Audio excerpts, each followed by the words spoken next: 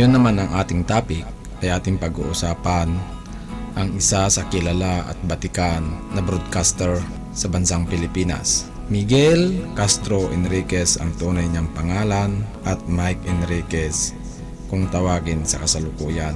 Siya ay pinanganak noong September 29, 1951 sa may Santa Ana, Manila. At siya ay naging altar boy noong kanyang kabataan pagkat nangangarap si Mike na maging pari, ngunit ang kanyang mga magulang ay tumanggi na pirmahan ang kasunduan na siya ay manatili bilang altar boy hanggang makamit niya ang ambisyon niyang maging pari.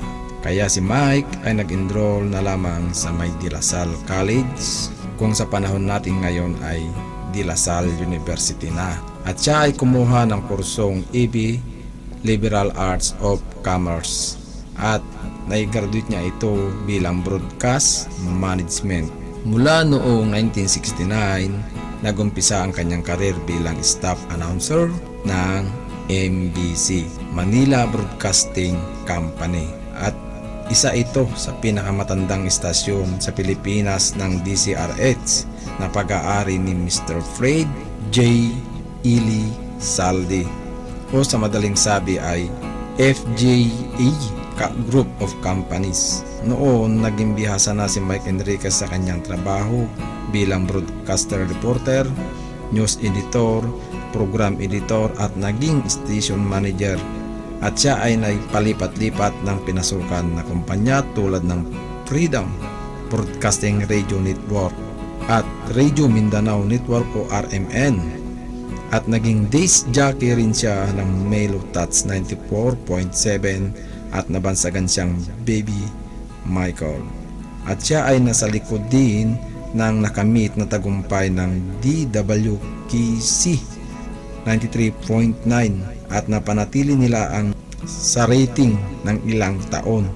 Ang DWKC 93.9 IFM ay pinamumunuan din ng Radio Mindanao. At noong October 2, 1995, nagkatandim sila ni Christine Karen Lacing Davila Santa Ana or Karen Davila sa programa ng GMA na Saksi. Hanggang nawala si Karen Davila sa GMA ay naging katandim niya si Miss Vicky Morales noong 1998. January 1999, naging broadcaster din siya sa programa sa radyo na Super Radio DCBB na pag-aari din ng GMA Network. At year August 2000, si Mike Enriquez din ang naging host ng Investigador or Investigador ng Bayan. Umalis din sa programang Saksi si Mike Enriquez noong March 12, 2004 at siya ay sumama sa programang Front Page na mapapanood din sa GMA Network. At ang kasalukuyang anchor sa Front Page noon ay si Mel Chanco at di nagtagal sila din dalawa ang kauna-unahang host ng 24 oras. Kaya sa kanyang dedikasyon at pagmamahal na halos 54 years sa kanyang trabaho o pagbibigay ng balita sa ating bansa o labas man ng ating bansa, siya ay nagawaran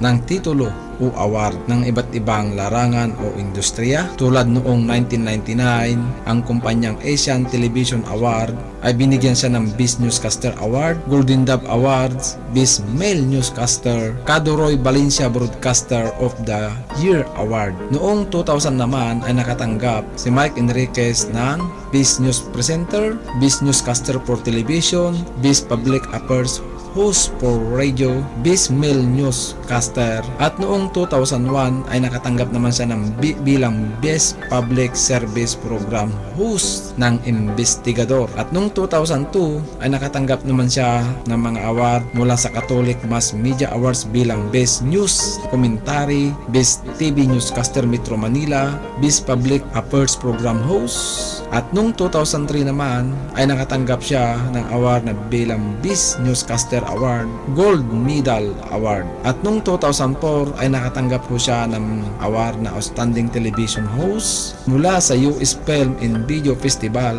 Nakatanggap po siya ng Silver Camera Award, Outstanding Television Host. 2013 naman ay nakatanggap siya ng Award of Excellence in the Field of Broadcasting Noong 2014, nakatanggap po siya ng Broadcast Excellence Award. Noong 2018 ay nakatanggap po siya ng Best AM Radio Anchor, at noong 2019 ay nakatanggap po siya ng Best Male News Anchor on AM Radio and Best Male News Anchor on Television. At 2022 ay nakatanggap siya ng Most Outstanding Male News Anchor, at nitong 2023 ng bago ng kanyang pagpanaw ay nakatanggap po siya ng Most Trusted Radio Presenter.